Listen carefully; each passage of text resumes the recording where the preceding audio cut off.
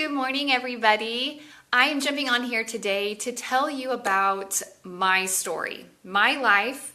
I want you guys to learn a little bit more about me so you can know that I am just an ordinary Southwest Missouri girl. Nothing special, spectacular about me. I love what I do in the fitness and nutrition industry, and I just want to share with you where I came from and up to where I am now. This is not going to be long. It's going to be brief and bright. I'm not going to spend a lot of time on any section of my life, but again, just want this live video to be a way for you to just learn more about me and where I came from. So with that, my name is Vanessa Manus, and I am an online health and fitness consultant. And so we're just going to jump right in. Growing up, I grew up in a town called Lamar, Missouri. It's a little bitty town in Southwest Missouri. And I grew up on a farm. I grew up 15 miles out of town, kind of all by ourselves, nothing really around. It took us 15 miles to get to a Walmart, to get to anything basically. So growing up, I was very active. We would bale hay, we had cattle, we had crops. So I was always outside, never inside doing anything. Very, very active as a young girl. And I got into softball at a young age as well. Really excelled at that, loved it and still love it today. But played a lot of fast pitch softball growing up and traveled a lot. So again, always stayed active all through middle school, high school, and what have you. So you can see I was an active girl when I was growing up. After I graduated high school, I went to college. I was lucky enough to be able to stay at my parents' house my first 2 years of college and just commuted, as the college I went to, Pittsburg State University, was only about 45 minutes or so away from where we lived at. So I commuted, went 3 days a week, so it really wasn't too bad, and I still had a job in Lamar, so it kind of brought me back there to work and pay my way through school as well. So during those first 2 years, while I stayed at home, I was still active around the house, but I necessarily didn't play any sports or anything to stay in shape. But walking around campus a lot and things like that, and I was always on the go, I felt like I did stay in an okay state of shape and being. But I also worked at Dairy Queen. And if any of you guys have a Dairy Queen around where you live, that is like the best place to have ice cream. And their food is pretty fantastic too. I worked there for 4 or 5 years through most of my high school career and in the first 2 years of college. And let me tell you, my dinners or lunches every day consisted of hamburgers, cheeseburgers, pork tenderloins, chicken strips, and always ice cream. Every single time I had ice cream. I loved it. I still love it. I'm not burnt out of it. So my eating wasn't right on cue during those first 2 years of college. My last 2 years of college, I decided to move to Pittsburgh. So I moved to Pittsburgh my last 2 years of college, and my exercise routine kind of went down the drain. Not that I really had one the first 2 years, but I was still on the farm and still staying active. But those last 2 years, I moved into an apartment, which my apartment was, you could have considered it like on campus, because it literally only took me like 2 minutes to walk there. So it wasn't like I was getting a lot of walking in every day. And every once in a while, I would get the urge to go on a jog. But my jog was like no more than 15 minutes. I was like, if I'm going to get out there and jog, I'm not going more than 15 minutes. And I don't even know how fast I was going. I didn't even track any of that.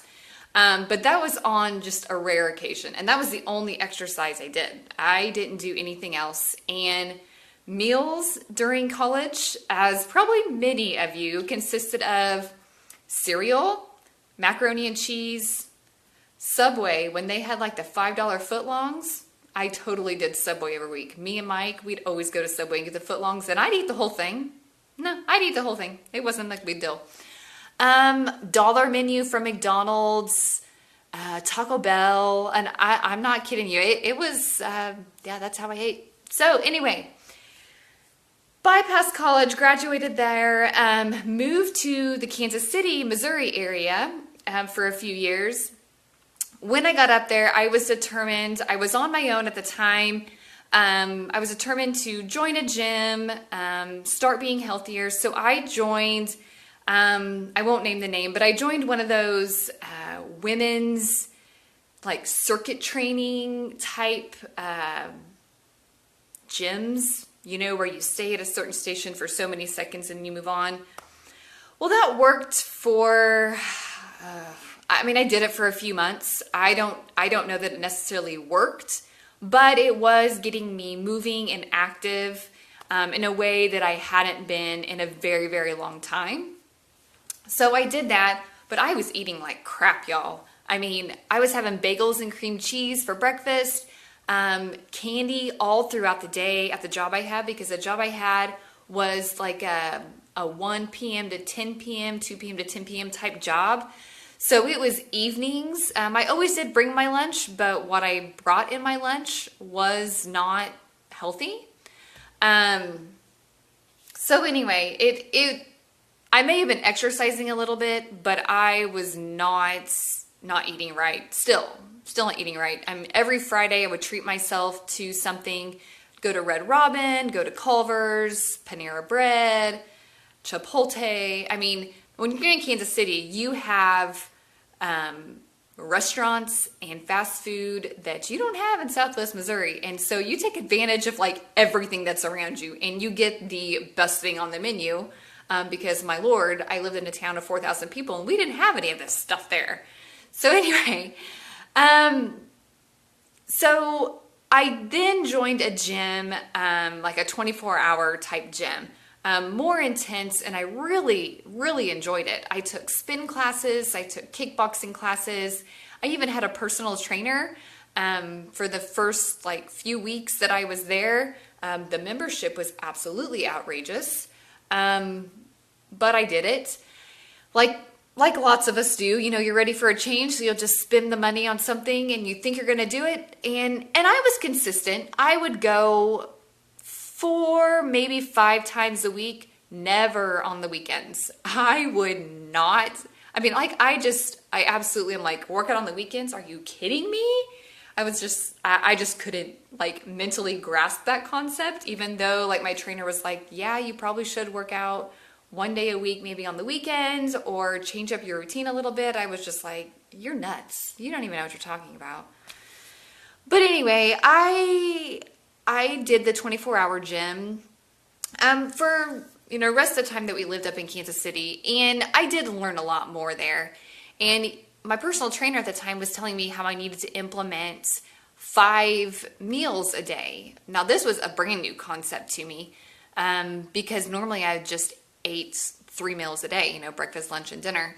And he was like, no, you really should be eating, you know, every few hours or so. I was like, cool, I can do that.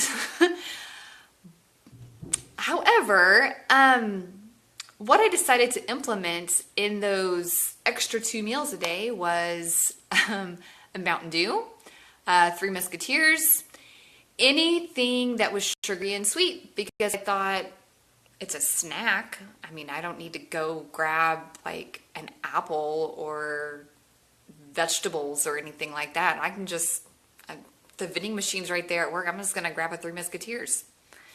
And literally that's what I did for a long time. Now, I may have gained just like a little bit of weight, but not a lot, because I was exercising, but I wasn't losing any weight. I wasn't honestly getting any like toning, or could I see any muscle on me, because I was eating still absolutely horrible. Processed foods out the bazooka. I mean, it was bad. So then we got, my husband and I got engaged. We moved to Joplin, where we live now, and we joined the YMCA whenever we moved to Joplin, because that's just what you do. You join a gym. And so that's what we did, and still eating like crap. And we would go to the Y and exercise, and we would just go. It's not like we had a really special routine. We would just go because, well, going to the gym after work is just what you do. So I did that for a while. And then we moved from our duplex over to the house that we live in right now, and we got a little bit more structured. We got into more of a routine as far as going to the YMCA and things like that. And we would go a couple times a week, like early in the mornings before we would go to work. And then a couple times a week we would go in the evenings. So we had a little bit more structured. And I started learning more from some of the trainers there, just listening to them. Didn't hire a personal trainer, but by doing some of the classes there at the Y, listening to those instructors speak about nutrition a little bit, I learned how to fuel my body better. I was still doing the 5 meals a day, but I started learning how and what kinds of foods actually were going to be better for me instead of the Mountain Dew and the Three Musketeers and the 100-calorie snacks and blah, blah, blah, blah, blah, none of that good stuff. So I started learning more about that and started implementing it. So I did that. And then in 2010, I had my daughter, Olivia, and still ate the 5 meals a day. I still exercised while I was pregnant with her and even after. But the problem was at this point was that making the time and planning out every single day for both Mike and myself to get to the gym was very, very difficult. Very, very difficult. He would get off work like around 3-ish or so. So he would go work out at the gym then. And I worked until 5. And Olivia was still at the sitters. And so when I would get off work at 5, I would go to the gym. Well, I wouldn't get home till probably 6:30, 7 o'clock. By the time you get there, you change, you come home. And so Mike would have already had a few hours with Olivia. Well, if it's 7 o'clock by the time I got home, then I didn't have hardly any time with her at all. And then I was up at, 5:30, 6 o'clock the next day, barely spending any time with her and trying to get her ready to go to the sitter in the morning. So we did that for a while, and it was tough. I just never got to spend any time with my husband or my daughter. So Mike and I decided that living that way for the many months that we did was just not worth it. It just wasn't worth the time that we were losing with our little family that had. So we decided to buy P90X. I both think when we were thinking that and deciding to do it, we're like, we are crazy. Why are we even thinking about doing this? And we had friends that had done it, and they're like, yeah, it is tough. It is really tough. But we did it. We're like, at this point, we're missing all this time with our family. If we can try to work out at home, at least all of us are still here together. So that's what we did. We purchased P90X. And gosh darn it, I really wish Mike and I would have taken some before pictures and then some after pictures, but we didn't. I really wish we would have though, because that would have been great to see what we had done for ourselves during that time. So speed ahead basically from when we did that I had her in 2010. We didn't start P90X until 2011. So from 2011, sped through till now, we have no gym membership. We only work out at home, or I'll go on like a jog or something around here at the park. I follow, and my husband follows, a high-fat, low-carb diet and way of living. We absolutely love it. And I posted on my Grace Fitness and Nutrition page earlier today a little bit about that as well, if you're interested in learning more about how we eat.